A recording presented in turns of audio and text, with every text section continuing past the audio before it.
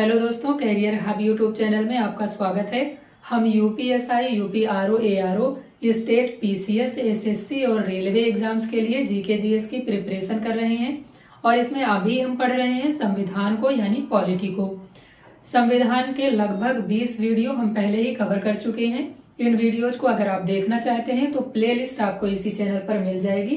Playlist में जाकर के आप सभी वीडियोज को देख सकते हैं।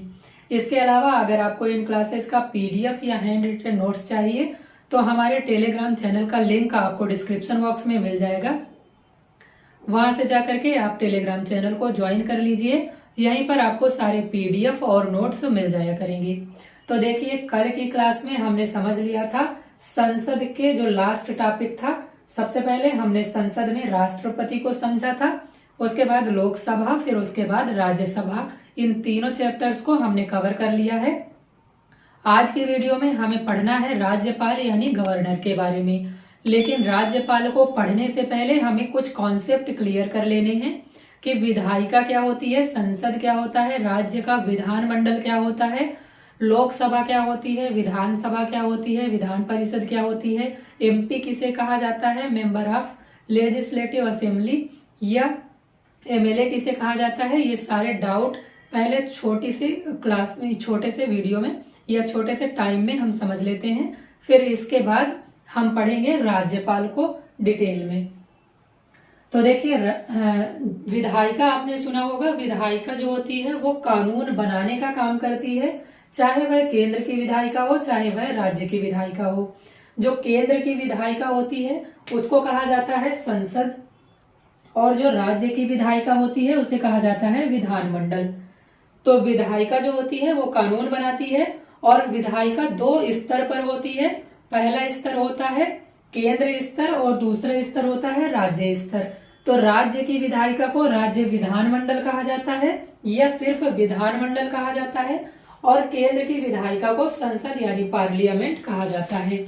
फिर संसद को 3 पार्ट्स में विभाजित किया गया है, यानी संसद के 3 भाग होते हैं।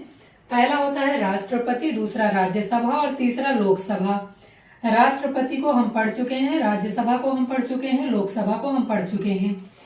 ये जो संसद होती है ये केंद्र के कुछ विषय होते हैं। जब हमने अनुसूची पढ़ा था तो हमने 7वीं अनुसूची पढ़ी थी।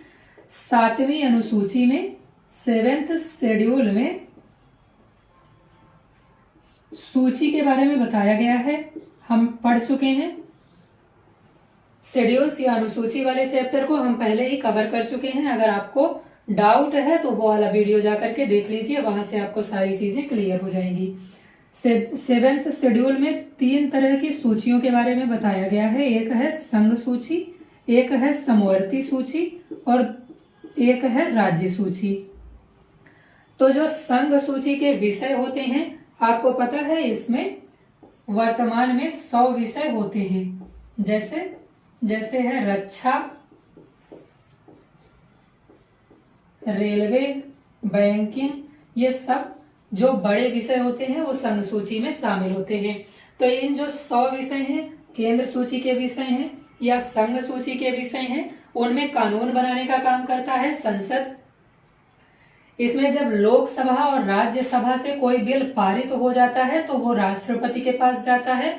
राष्ट्रपति जब तक उस पर अपना हस्ताक्षर नहीं कर देते हैं या साइन नहीं कर देते हैं तब तक ये बिल कानून नहीं बनता है। तो इसमें आप समझ गए होंगे, संसद संघ सूची के विषयों में कानून बनाता है। लोकसभा, राज्यसभा और राष्ट्रपति तीनों की मंजूरी मिलनी चाहिए। जब किसी विधेयक को तीनों की मंजूरी मिल जाएगी उसके बाद वो कानून बन जाता है। सेम यही कॉन्सेप्ट लगाया गया है या अपनाया गया है राज्यों में। राज्य का जो विधायिका होती है उसे कहा जाता है विधानमंडल। विधानमंडल को भी 3 भागों में विभाजित किया गया है, यानी इसके भी 3 अंग होते हैं। पहला होता है राज्यपाल, दूसरा होता है विधान परिषद और तीसरा होता है विधानसभा। तो जो काम यहाँ पर राष्ट्रपति कर रहा था वो काम यहाँ पर राज्यपाल के द्वारा किया जाता है। जो काम यहाँ पर राज्यसभा कर रही थी वो काम यहाँ पर विधान परिषद के द्वारा किया जाता है, और जो काम यहाँ पर लोकसभा कर रही थी यहाँ पर विधानसभा के द्वारा किया जाता है। आर्टिकल 153 में राज्यपाल, 169 में विधान परिषद और 170 में विधानसभा के बारे में बताया गया है। अब विधानमंडल कौन सा काम करते हैं, तो सेम यही काम करते हैं जो संसद करती है, कानून बनाने का, लेकिन ये राज्य सूची के विषयों पर कानून बनाते हैं।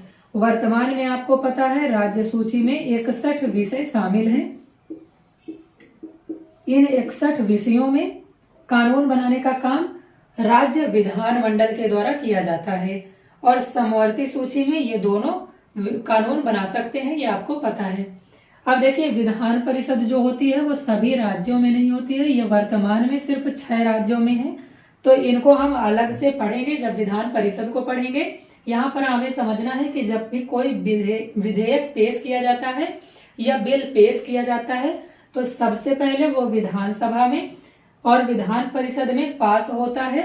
इसके बाद राज्यपाल के पास इसे भेजा जाता है। जब राज्यपाल अपनी अनुमति दे देते हैं तो ये बिल कानून बन जाता है या एक्ट बन जाता है। तो ये बातें आप समझ गए होंगे कि क्या डिफरेंस है इनके बीच में किसे। और यहाँ पर एक कंफ्यूजन आपको ये होता है कि एमपी किसे कहा जाता है, एमएलए किसे कहा जाता है।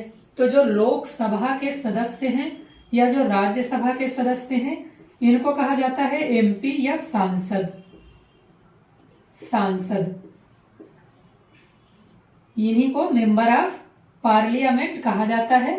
फुल फॉर्म इसका होता है मेंबर ऑफ पार्लियामेंट और इन्हें ही सांसद कहा जाता है, चाहे वह लोकसभा का सदस्य हो चाहे वह राज्यसभा का सदस्य हो। इसके अलावा विधान परिषद का सदस्य या विधानसभा का सदस्य होगा तो उसे कहा जाएगा एमएलए या विधायक, मेंबर ऑफ लेजिस्लेटिव असेंबली या विधायक। तो ये डाउट आपके क्लियर हो गए होंगे, कहीं पर भी अगर आपको कंफ्यूजन रहा होगा तो। अब देखिए हमें पढ़ना है राज्यपाल को। सबसे पहले इसमें हम राज्यपाल को पढ़ेंगे आर्टिकल 153 से लेकर के आगे तक के आर्टिकल।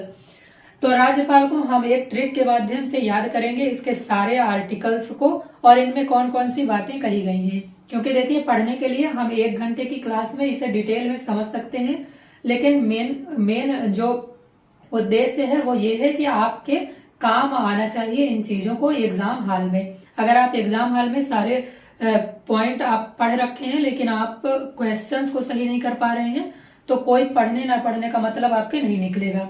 तो इसलिए आपको ये सारी चीजें ट्रिक से याद रखनी है ताकि आप आउटपुट अच्छा दे सकें, अपना एग्जाम क्लियर कर सकें, आपको पीएचडी नहीं करनी है। तो देखिए राज्यपाल की ट्रिक है पकानी काश राज्यपाल को क्षमा करता। इसमें पकानी कौन है, तो देखिए आपको मान लेना है कि पकानी एक आदमी का नाम है, किसी व्यक्ति का नाम है। पकानी काश राज्यपाल को क्षमा करता, ये है ट्रिक। अब काश की स्पेलिंग आपको KASH याद नहीं रखनी है, KASS याद रखनी है। इंग्लिश में वैसे भी आपको पता है लिखते कुछ हैं पढ़ते कुछ हैं, तो आप यहाँ पर KASS याद कर लीजिए ट्रिक बनाने के लिए, ट्रिक काम आ जाए इसके लिए। तो पकानी काश राज्यपाल को क्षमा करता, ये ट्रिक आपको राज्यपाल के सभी आर्टिकल याद करने के लिए याद रखनी है। पास से आपको याद रखना है पद को। आर्टिकल 153 में राज्यपाल के पद के बारे में बताया गया है। इसमें कहा गया है कि हर राज्य में एक राज्यपाल होगा और ये जरूरी नहीं है कि एक व्यक्ति सिर्फ एक ही राज्य का राज्यपाल बनाया जाए। अगर किसी राज्य में राज्यपाल का पद खाली है, देखिए मान लीजिए ये 2 स्टेट हैं, मान लीजिए ये यूपी है और ये एमपी है। अगर यूपी में राज्यपाल वर्तमान में उपस्थित है और यहाँ के राज्यपाल की डेथ हो गई या त्याग पत्र दे दिया यहाँ के राज्यपाल ने, तो फिर क्या किया जाता है कि यूपी का जो गवर्नर होगा उसे ही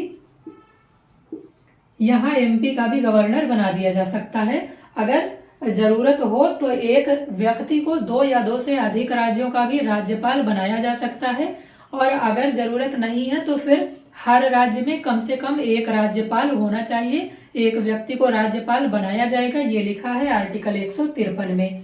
इसी में लिखा है कि राज्यपाल का पद कभी भी खाली नहीं होना चाहिए। फिर देखिए आर्टिकल 54 में लिखा, आर्टिकल 154 को याद रखना है आपको। का से कार्यपालिका का हेड होता है राज्यपाल। लेकिन जब हमने राष्ट्रपति चैप्टर को पढ़ा था तब भी हमने पढ़ा था कि कार्यपालिका का जो संवैधानिक प्रमुख होता है वो राष्ट्रपति होता है। यहाँ पर हम राज्यपाल में भी पढ़ रहे हैं कि कार्यपालिका का जो संवैधानिक प्रमुख होगा वो राज्यपाल होगा। तो यहाँ पर आपको कंफ्यूज नहीं होना है। राष्ट्रपति जो होता है वो देश का संवैधानिक प्रमुख होता है, लेकिन यहाँ पर जो राज्यपाल होता है वो राज्य की कार्यपालिका का संवैधानिक प्रमुख होता है।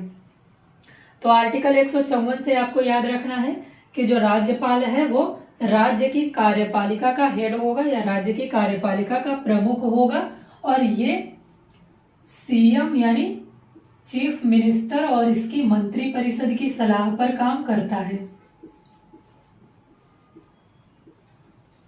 इसकी मंत्री परिषद की सलाह पर काम करता है, ये बात आपको याद रखनी है।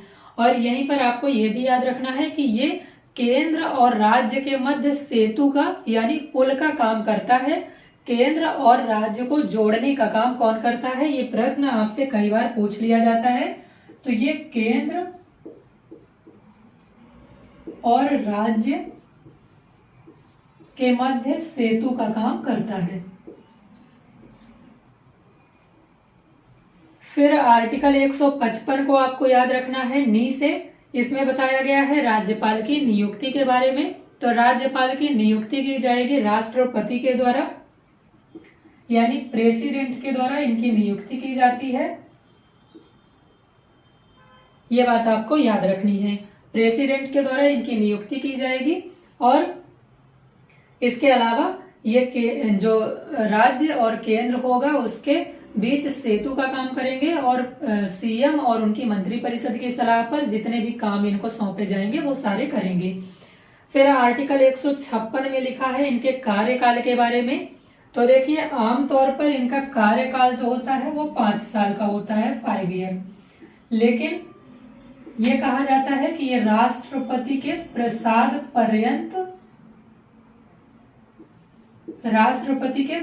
पर्यंत अपना पद ग्रहण करते हैं। राष्ट्रपति के प्रसाद पर्यंत का मतलब ये है कि राष्ट्रपति जब भी चाहें इन्हें इनके पद से हटा सकते हैं, लेकिन आमतौर पर इनका कार्यकाल जो होता है वो 5 साल होता है। तो आपसे एग्जाम में अगर पूछा जाएगा कि राज्यपाल का कार्यकाल कितना होता है, तो कई बार राष्ट्रपति के प्रसाद पर्यंत ऑप्शन नहीं होता है, वहां पर सिर्फ 5 साल लिखा होता है। तो आपको 5 साल याद रखना है, और अगर ये दोनों ऑप्शन भी दिए जाएं तो आपको 5 साल ही टिक करके आना है, क्योंकि एग्जामिनर जो है वो बार बार 5 साल को ही इसका आंसर मानते हैं। लेकिन संविधान में ऐसा लिखा है कि राष्ट्रपति के प्रसाद पर्यंत राज्यपाल अपना पद ग्रहण करेंगे। फिर के से आपने कार्यकाल याद कर लिया। ए से आपको याद रखना है अर्हताएं। अर्हताओं को ही एलिजिबिलिटी या योग्यताएं कहा जाता है। 157 में अर्हताएं या योग्यताओं के बारे में बताया गया है कि कौन कौन सी योग्यताएं राज्यपाल के अंदर होनी चाहिए। तो राज्यपाल के अंदर संविधान में 2 योग्यताएं लिखी हैं कि किसी व्यक्ति में अगर 2 योग्यताएं होंगी तो वह राज्यपाल बन सकता है। एक तो ये भारत का नागरिक हो, और दूसरा इसमें लिखा है इसकी उम्र कम से कम 35 साल हो। अगर कोई व्यक्ति ये 2 क्राइटेरिया पूरे कर लेता है तो उसे राज्यपाल बनाया जा सकता है। लेकिन देखिए इसी में बाद में सरकारिया आयोग, आपको पता होगा कि केंद्र और राज्य के मध्य संबंधों से रिलेटेड एक आयोग बनाया गया था जिसका नाम था सरकारिया आयोग। उसने सिफारिश दी थी कि जो ये राज्यपाल हो वो जैसे मान लीजिए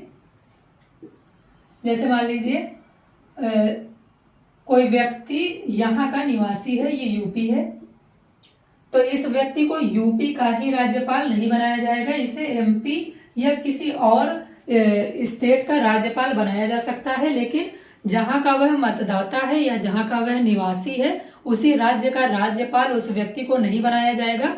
ये बात कही गई है सरकारिया आयोग के द्वारा। तो वर्तमान में इन सभी बातों का ध्यान रखा जाता है कि किसी व्यक्ति को अगर वह उसी स्टेट का निवासी है या उसी स्टेट का मतदाता है, उसकी जो स्टेट है, अगर किसी स्टेट की मतदाता सूची में उस व्यक्ति का नाम है तो फिर उसे उस राज्य का राज्यपाल नहीं बनाया जाएगा। तो ये 3 एलिजिबिलिटी आप समझ गए होंगे। उसे भारत का नागरिक होना चाहिए, कम से कम 35 साल का होना चाहिए, और उसे उस राज्य का निवासी नहीं होना चाहिए या उस राज्य की मतदाता सूची में उसका नाम नहीं होना चाहिए। फिर एस से आपको याद रखना है शर्तें।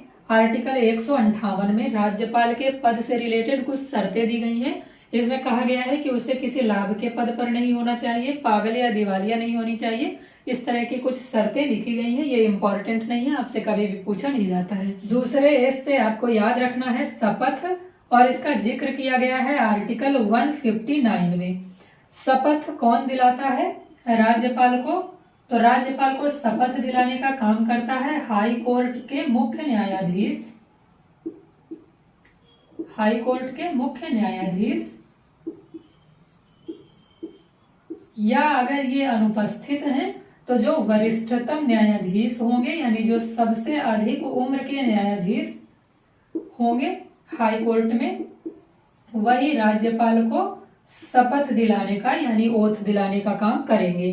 तो आर्टिकल 159 में लिखा गया है कि हाई कोर्ट के जो मुख्य न्यायाधीश होंगे, और अगर मुख्य न्यायाधीश अनुपस्थित हैं तो फिर जो वरिष्ठतम न्यायाधीश होंगे वो राज्यपाल को शपथ दिलाने का काम करेंगे। फिर आर्टिकल 160 को आपको याद रखना है राज्यपाल से। राज्यपाल से आप याद रखेंगे राज्यपाल की कुछ आकस्मिक शक्तियां भी होती हैं, जैसे राज्य में दंगे भड़क गए या राज्य में कोई अचानक से कोई ऐसी सिचुएशन पैदा हो गई जहां पर इसको काम करना पड़ सकता है, तो इसके पास कुछ आकस्मिक शक्तियां भी होती हैं। ये आपको याद रखना है। ये इंपॉर्टेंट नहीं है, आपसे प्रश्न नहीं पूछा जाता है। बस आर्टिकल 160 में राज्यपाल के पास कुछ आकस्मिक शक्तियां होती हैं, ये आपको याद रख लेना है। फिर यहाँ पर देखिए आर्टिकल क्षमा से आपको याद रखना है को साइलेंट है, यहाँ पर को साइलेंट है, इसके बाद आपको याद रखना है क्षमा को। तो क्षमा से आपको याद रखना है कि राज्यपाल के पास भी क्षमादान की शक्ति होती है, और ये आर्टिकल बहुत इंपॉर्टेंट है, आपको याद रखना है। कई बार आपसे पूछ लिया जाता है कि राज्यपाल किस आर्टिकल के तहत क्षमादान दे सकता है, तो आर्टिकल 161। तो क्षमादान की शक्ति में इसमें आपको याद रखना है, जब हमने राष्ट्रपति यानी प्रेसिडेंट चैप्टर को पढ़ा था, वहां पर भी हमने पढ़ा था कि जो राष्ट्रपति होता है उसके पास भी क्षमादान की शक्ति होती है, राज्यपाल के पास भी क्षमादान की शक्ति होती है। लेकिन यहाँ पर कुछ डिफरेंस है। राष्ट्रपति जो होता है यानी जो प्रेसिडेंट होता है, वह किसी भी प्रकार की सजा को माफ कर सकता है, चाहे वह मृत्युदंड हो, चाहे वह जो मार्शल कोर्ट होते हैं उनके द्वारा दी गई सजा हो, या किसी भी तरह की सजा दी गई हो, राष्ट्रपति उसे माफ कर सकता है और मृत्युदंड को पूरी तरह से क्षमा कर सकता है, यानी फांसी की सजा को रोक सकता है, खत्म कर सकता है। लेकिन जो राज्यपाल होता है वह सिर्फ, इसमें आपको 3 बातें याद रखनी है, वह सिर्फ राज्य सूची के जो विषय हैं उनके तहत अगर किसी को सजा दी गई है तो उसे ही राज्यपाल के द्वारा क्षमा किया जा सकता है। अगर केंद्र का कोई विषय है, उस पर किसी व्यक्ति को सजा दी गई है, तो उसके लिए राज्यपाल क्षमा दान नहीं दे सकते हैं। सिर्फ राज्य सूची के विषय के तहत अगर अपराध किए गए हैं तो उसे ही राज्यपाल के द्वारा क्षमा किया जा सकता है। फिर इसके बाद दूसरा पॉइंट आपको याद रखना है कि जो राज्यपाल है वो मृत्यु को पूरी तरह से माफ नहीं कर सकता है। जो मृत्युदंड होगा या जो फांसी की सजा होगी उसे पूरी तरह से माफ नहीं किया जा सकता है राज्यपाल के द्वारा, लेकिन इस मृत्युदंड को कम करके आजीवन कारावास में बदला जा सकता है, यानी मृत्युदंड का लघुकरण किया जा सकता है, किसी सजा का लघुकरण किया जा सकता है, लेकिन मृत्युदंड को पूरी तरह से माफ राज्यपाल के द्वारा नहीं किया जाएगा, वह सिर्फ राष्ट्रपति ही कर सकता है। फिर तीसरा पॉइंट इसमें आपको याद रखना है, जो मार्शल कोर्ट होती हैं उनके द्वारा दी गई सजा को भी राज्यपाल के द्वारा माफ नहीं किया जा सकता है, उसे सिर्फ और सिर्फ प्रेसिडेंट के द्वारा माफ किया जा सकता है। तो ये 3 पॉइंट आपको याद रखने हैं। अब देखिए ये हमने ट्रिक पूरी समझ ली, पकानी काश राज्यपाल को क्षमा करता। इसके बाद आर्टिकल 200 को भी याद रखना है, क्योंकि यहाँ से आपसे प्रश्न पूछ लिए जाते हैं।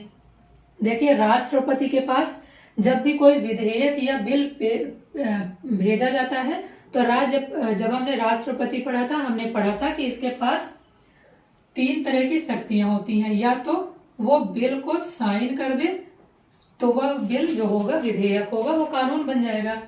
इसके बाद दूसरा होता है कि ये पुनर्विचार के लिए लोकसभा या राज्यसभा के पास वापस विधेयक को पहुंचा दे, भेज दे। तीसरा होता है इसके पास पॉकेट वीटो। पॉकेट वीटो का क्या मतलब होता है कि ये किसी विधेयक को या बिल को अपने पास ही रख ले, ना तो उस पर साइन करे, यानी ना तो उसकी अनुमति दे और ना तो उसको पुनर्विचार के लिए लौटाए। तो ये 3 तरह की शक्तियां होती हैं प्रेसिडेंट के पास। यहाँ पर जो राज्यपाल होता है उसके पास भी इतनी शक्तियां होती हैं, लेकिन इसके अलावा इसके पास एक शक्ति और होती है कि वो किसी बिल को राष्ट्रपति के विचार के लिए सुरक्षित रख सकता है। राष्ट्रपति के विचार के लिए सुरक्षित रख सकता है। ये एक एक्स्ट्रा पावर होती है राज्यपाल के पास। तो आपको याद रखना है, राज्यपाल के पास अगर विधानसभा और विधान परिषद के द्वारा कोई बिल पास करके भेजा जाएगा तो ये उस पर अपनी सहमति दे सकते हैं, यानी उस पर सिग्नेचर कर सकते हैं, या उसे पुनर्विचार के लिए लौटा सकते हैं, या उस पर जो पॉकेट वीटो है उसका प्रयोग कर सकते हैं, या उसे राष्ट्रपति के विचार के लिए सुरक्षित रख सकते हैं। तो इसके पास इस तरह की 4 पावर होती हैं। आपसे बहुत बार प्रश्न पूछा जा चुका है कि राष्ट्रपति के विचार के लिए राज्यपाल किसी राज्य सूची पर बनाए गए विधेयक को अपने पास सुरक्षित रख सकता है। ये किस आर्टिकल में लिखा गया है? तो ये लिखा गया है आर्टिकल 200 में, ये आपको याद रखना है। फिर आर्टिकल 213 में अध्यादेश की शक्ति के बारे में बताया गया है कि राज्यपाल भी अध्यादेश जारी कर सकता है अगर किसी राज्य सूची के विषय पर कानून बनाने की जरूरत पड़े। ऐसी कंडीशन में जब विधानसभा या विधान परिषद का सत्र नहीं चल रहा है तो फिर राज्यपाल के द्वारा अध्यादेश जारी किया जा सकता है राज्य सूची के किसी विषय पर।